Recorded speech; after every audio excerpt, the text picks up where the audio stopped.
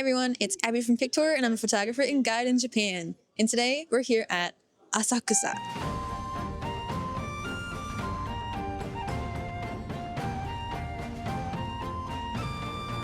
Today we're going to follow this itinerary and we're going to enjoy some snacks, see the temple, check out the nearby amusement park, and visit a unique beer street before we return back here. So when you get to Asakusa, the first thing you're probably going to see is this big gate behind me.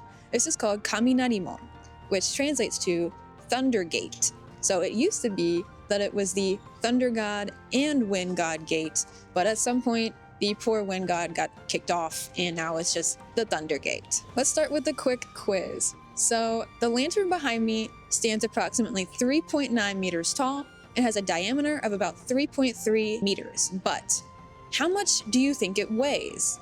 So what do you think? The answer is about 700 kilograms, which is over 1,500 pounds. So if you're wondering why, because I know I was, let's look right beneath the lantern. You can see underneath there's an intricately carved dragon sculpture supporting the lantern. Super detailed, super cool. So as we head through Kaminarimon, we're gonna walk into Nakamise Street, where we can get some snacks, and I'll tell you more about the unique history of that place. So let's go. So Nakamise Street is between the Kaminarimon behind me and the Hozomon, which is another gate, and it's about 250 meters long. So this place started when the people that came here to clean the temple grounds were allowed to start little stalls to sell things like food and other products. And eventually by the Edo period, it had grown into one of the most well-organized temple streets in Japan. Today, it is a really cute street to walk and look at souvenirs and food. And so the first thing we're gonna try is some kibi dango, which I'm excited for.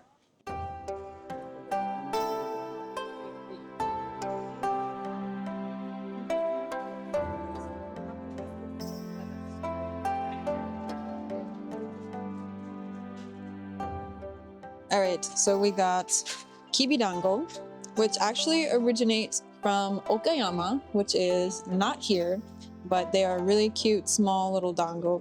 And this is amazake, which is kind of like a rice sake, but it's a super, super low amount of actual alcohol in it.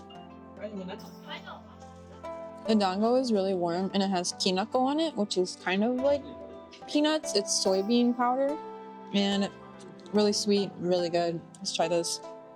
That's so good. It's really warm. If you come here in summer when it's hot, they have iced green tea instead. This is good. Let's check out the next place.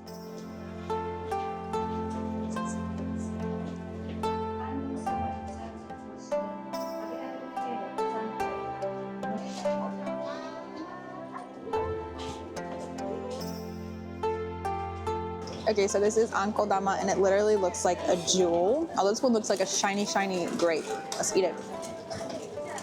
Oh, it has yolk-on around it. And the inside is like a soft, like bean, red bean, white bean, bean. It's really good. Purple one is cute.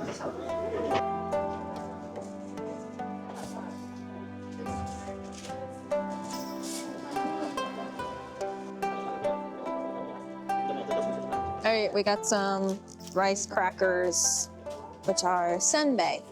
So you'll see a lot of senbei when you go to like traditional streets like this across Japan. So this place is called Kameya, which is, kame is turtle, ya is shop, so turtle shop. And for that reason, they're shaped kind of like a turtle, which is cute. We didn't even plan on coming here. It was not in the itinerary. We saw it, we were like, let's get it. It is so crispy. It is super, super crispy. That's good. We have a bunch of flavors too.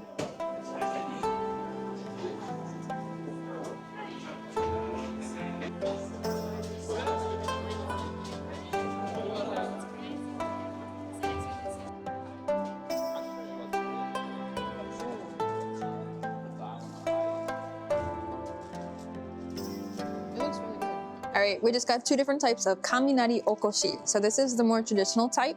So back in the day, this is like the snack, basically. And this is the modern version. So I'm gonna try the modern version, which looks to me like fancy popcorn. They're named after the Kaminarimon that we went through previously. And they're made of glutinous rice, malt syrup, and peanuts. So they have a bunch of different flavors, and the kind lady out front of the store will let you try them if you want. This is the caramel flavor, which is apparently like #1 most popular. These are super delicious. It's worth trying to get some of these more traditional snacks while you're here. Also was ranked number 34 on worst foods in the world, which I don't know who made that list, because this is delicious. It's literally like little nuts and like rice and stuff. My assumption is that they've tried hard to like transform the taste over time to make it more pleasant for the modern tongue, but these are good. Like I would just sit in front of my TV and eat these like nothing. They're so good.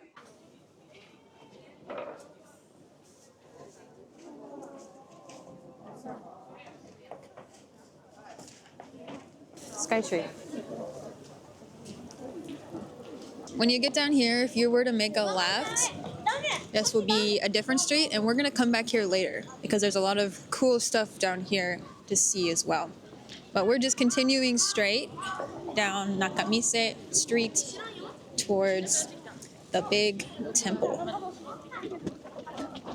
I got distracted and I am buying a bag.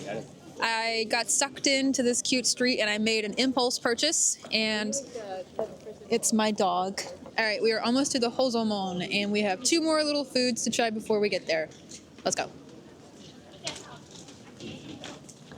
All right, next up is one of Tape's favorite sweets, and that is age manju. So it's literally a bun deep fried. So I think this could appeal to almost anyone. They have a lot of different flavors. This is the standard. Let's try it. This is super good. It takes the bun to the next level by frying it. And because they have so many flavors like chocolate and custard and everything, anyone can find one that they'll enjoy. Even if you don't like sweets, they also have curry flavor, and they had like monjayaki flavor and a bunch of other things if you're not in a sweets mood. So, okay, the last thing we're trying is ningyo-yaki. So ningyo-yaki are originally from an area of Tokyo called Ningyocho, and they're literally just tiny cakes that originally had red bean inside. Nowadays they have things like custard or even chocolate, and these are shaped like the things you'll see here at Asakusa. For example, we have the pagoda. Pagoda's filled with red bean. And this one is the lantern that we saw. We have the thunder god, we have a bird. Alright, so Sensoji Temple, also known as Asakusa Kanon Temple, is the oldest temple in Tokyo. So it's definitely a must-see spot, if not only for food, but to see the iconic stuff behind me. So this is the Hozomon gate we're about to go through. And of course, do not miss seeing the iconic pagoda as well. Let's head through the gate, and I'm going to show you some stuff on the other side.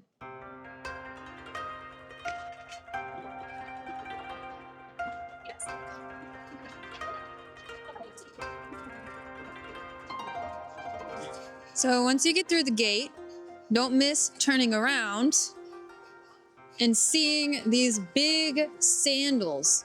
So these are called waraji. You can see there's one on each side. So each sandal is about 4.5 by 1.5 meters and weighs about 500 kilograms. And if you're wondering what's the point of having giant sandals on the side of the building, the sandals represent the strength of the Neo-Guardians that are here to protect the temple. So you'll see Neo-Guardian statues outside most gates at Buddhist temples, and they serve to protect the temple. So it's said that any evil spirits that approach this place see these giant sandals and immediately think to themselves, okay, what is the size of the Neo-Guardian that could fit these sandals? They would immediately turn tail and run away. Let's keep heading towards the main hall.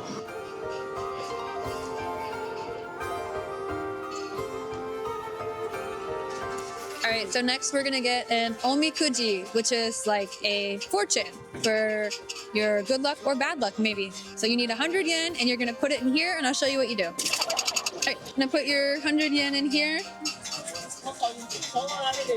And then you're gonna take this, and you're gonna shake it.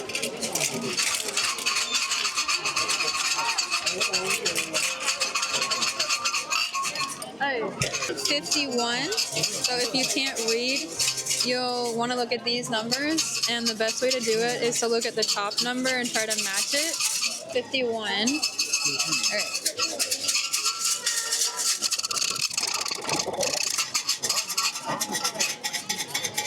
All right, so once you get your fortune, it actually does have some information in English.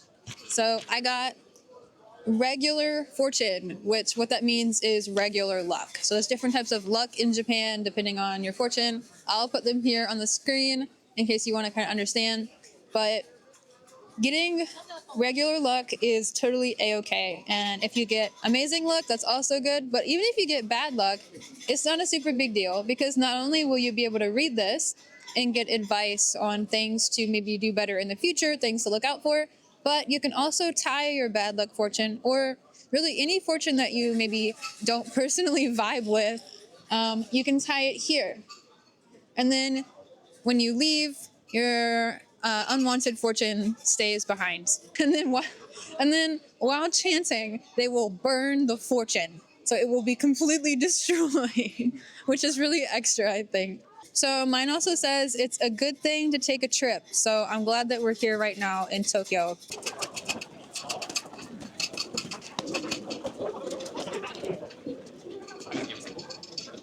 So as you walk up to the main hall, you'll see this incense area. So this is the Jokoro.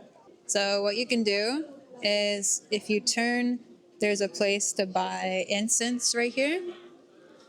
And then you can light it using the fire here. You just hold it. Then you'll come back and you can put your incense in to here. And then you're supposed to fan yourself with the incense. It's said by bringing the smoke onto your body, it's supposed to heal or purify or improve that part of your body. So maybe by bringing it onto your head, you can make yourself smarter. Or by bringing it onto an injury or something, you can help cure that injury. And so maybe if you bring it onto your YouTube channel, you can get more subscribers. Go, subscribers, go. Am I crazy for this? Got that asthma. All right, so now that we have purified ourselves and we have received a blessing over my YouTube channel, we're gonna go say hello to Kannon inside here. So there is no filming, no pictures, preferably in here at all, so I will not be taking you guys, but I will be telling you a little bit more about it. So first, let's go in and do our due diligence.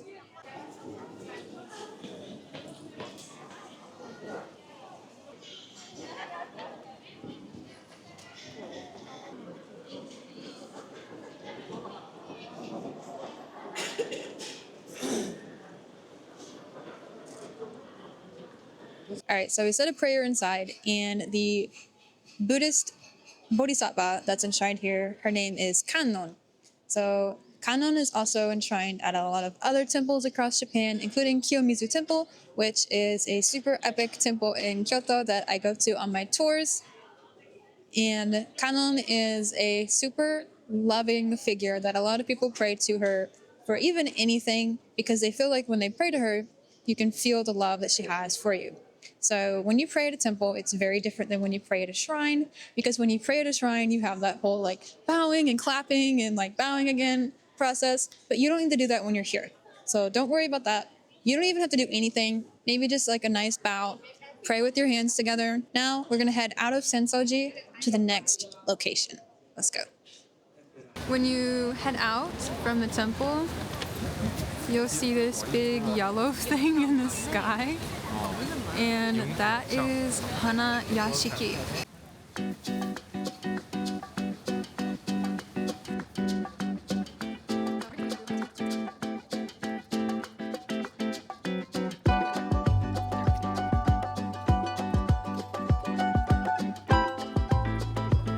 Asakusa Hanayashiki is the oldest amusement park in Japan. It's super, super close, literally like a 1.5 minute walk from Sensoji Temple. So if you're here and you want to have fun, either with your kids or like literally even by yourself, it's 1,200 yen for adult entry. And once you get inside, it is pay per ride. But this place is super like unique and retro and vintage, and they have some really cool rides, including a haunted house and some super cool old roller coasters. Although USJ might be bigger and brighter and newer, this is a unique look into the old retro charm that was once the first amusement park in Japan.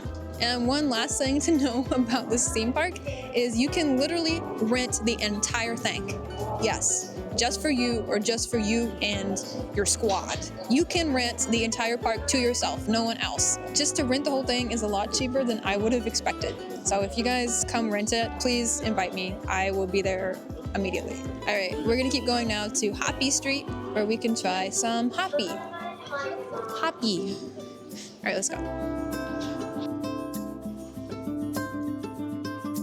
All right, we got our Hoppy. Ooh. So Hoppy tastes like beer, but it only has 0.8% alcohol. So you can probably let your children try it. We got two different types. There was the black type and the white type. So the black type is sweeter.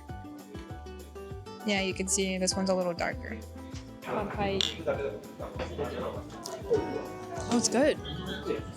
It is literally like a beer-flavored, watery beverage. It's not strong like beer is with the alcohol in it.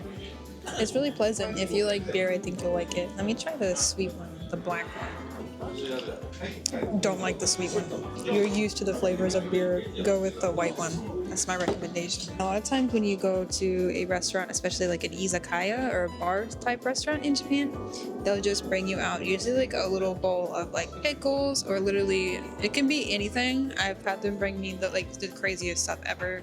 And it's called otoshi. So basically it's a cover charge, but they bring you a little food to enjoy with it.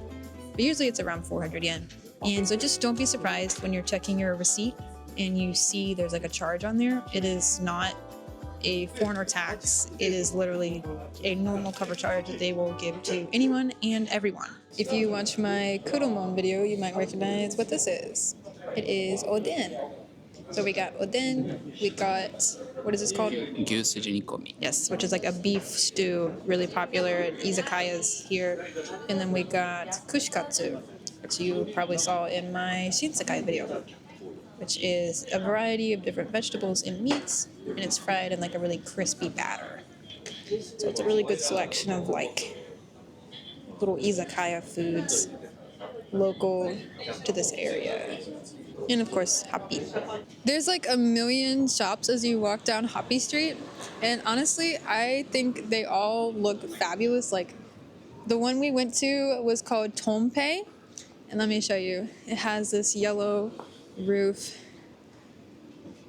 I was really good, but honestly, any of these look totally good. So don't feel like you need to just go to one place. They all have kind of slightly different things, but same vibe. I love the outside, like, covered area. This one's also really popular, and it has monzayaki, which is kind of like okonomiyaki, but it's a little more, dare I say, gooey. But they also have normal okonomiyaki, and it's apparently a really popular place. Also, the reason Hoppy got so popular is because it saves money, because there's no or little alcohol in it, so it's much cheaper, and it became kind of a big thing around this area. Next up is Denpoin Street. So this street is designed to look like the Edo period, and it's just a little street that will connect us back to where we started earlier on Nakamise Street.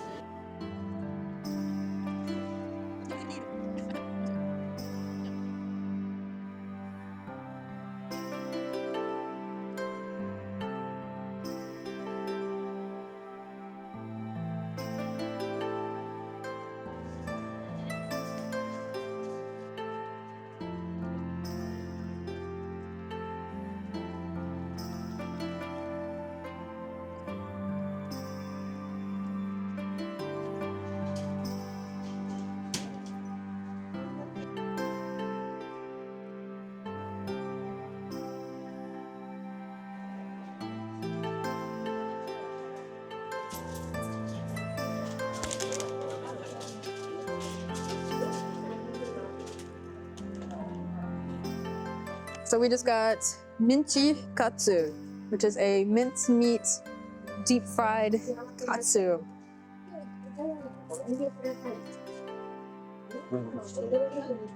Oh my god. I don't want to give it to you. It's so good. This is legit so good. It tastes like a hamburger with like the sauteed onions on it, but like deep fried and crispy. I didn't think it would be that good.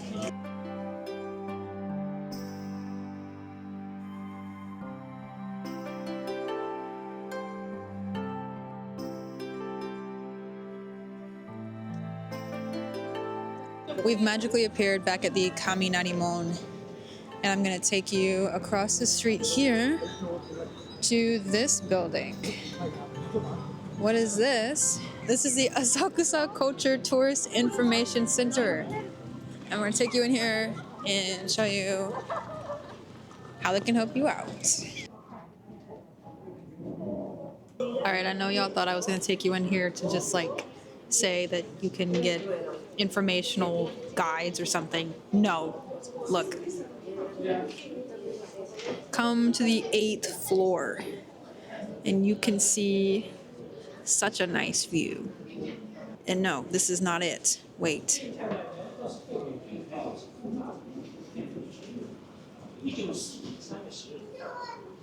Ba-ba! Pretty sick view, am I right? 100% free. Just come up here and you can hang out. They even have a little cafe up here. And you can see lots of stuff. The gold building right there is owned by Asahi Group. So it looks like a beer, which is kind of peak humor to me.